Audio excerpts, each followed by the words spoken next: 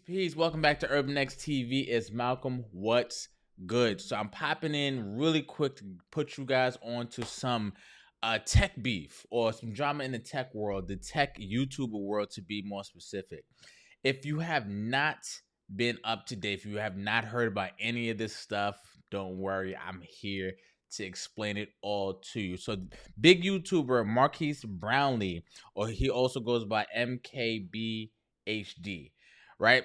He announced he is a huge YouTuber. He has almost 20 million subscribers, and he announced yesterday as he was reviewing the iPhone 16. He was very critical of the iPhone 16. And as he was reviewing that, he said, "Hey, I'm super excited because I'm putting out my own app." And he released his new app into the Apple Store and to the Android store as well, called Panels.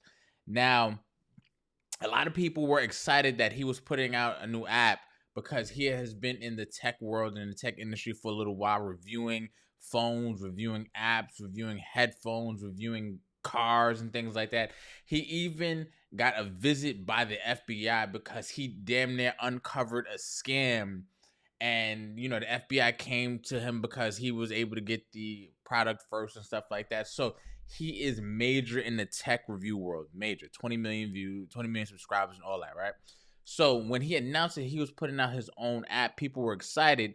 But then when they found out his app was basically a wallpaper subscription where you can pay $50 for a year and you can have access to these wallpapers for your phone, people were confused, right? And then people started to do some digging on the app. When you download it, the app, I guess, has access to a bunch of your data, and he himself has been against data stealing and things like that. And people also started pulling up old tweets of his when he started talking about. He said, "Rule number one: never make people pay for something they used to be free."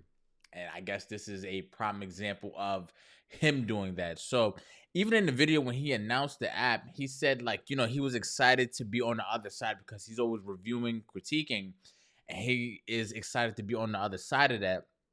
So, he was excited to see what was going on. People tore him to shreds. They thought, the idea was, again, incomplete. The fact that they had to pay $50 for a year for it. The fact that, again, he was so against data sharing and his app has access to everybody's data like that. People didn't like, and people were generally confused as to why he chose wallpapers, right? Why he chose this app? Why he chose for himself to look like he's going for a cash grab? He has spent years, right? Like I said, I keep going back to his subscriber count.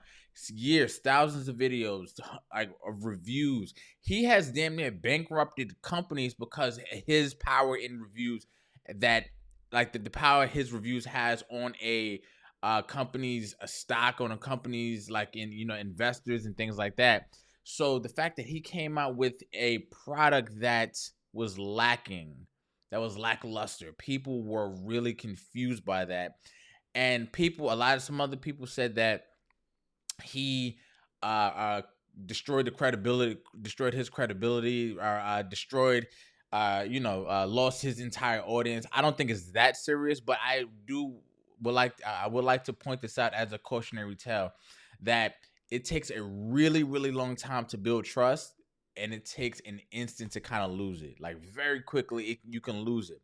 However, he has put out a statement in response to the backlash, and I'm going to read it here. Oops. Okay, so this was his response. He says, "Part of building in public is getting mass feedback immediately, which is pretty dope. Almost exactly like publishing a YouTube video. First thing we're doing is fixing the excessive data disclosures, as people rightfully brought up. For transparency, we never actually asked for your location, internet history, etc. The data disclosures that everyone is screenshotting is likely too broad and largely driven by what the ad networks suggest. Working to fix that ASAP. As far as pricing, we hear you. It's our own personal challenge to work to deliver that kind of value for the premium version. Weekly Friday drops are already starting. I'll also be dialing back ad frequency for the free experience. Much more to come. Appreciate you all. Now, again, the reason as to why wallpapers, he said that when people look him up on Google, they look up his wallpapers. They look up, like, that's one of the things that are frequently tied to him when people search him up. So he thought it'd be a very niche idea, because for the people who want him, you can have him. For the people who want it, because I think if he really wanted a cash grab, he could have done something else. He could have like partnered up with iPhone or partnered up with Google Pixel phone. He could have done something else if he really wanted a cash grab. I think he gets enough sponsorship money and AdSense money from YouTube for that not to be a thing. Wallpapers are super, super niche, and he also has a free experience. So it's kind of like, if you want it, go get it. If you don't want it, then you don't have to complain. But I think because of his reputation, because of his past of kind of destroying companies from his reviews, and his reviews, if you see them, they're not super harsh. They're honest. They're critical reviews. So I guess as a result, there are people who are jumping out to kind of get him back, in a sense. You know what I mean? You live long enough to see yourself become the villain, that sort of thing. And that's what I think is happening right now with Marques Brownlee. Let me know what you think in the comments. Let me know what you think, if this is a big deal to you. If it's not, I just thought it was really interesting to see all the backlash that has come as a result of this. So that being said, this is Malcolm.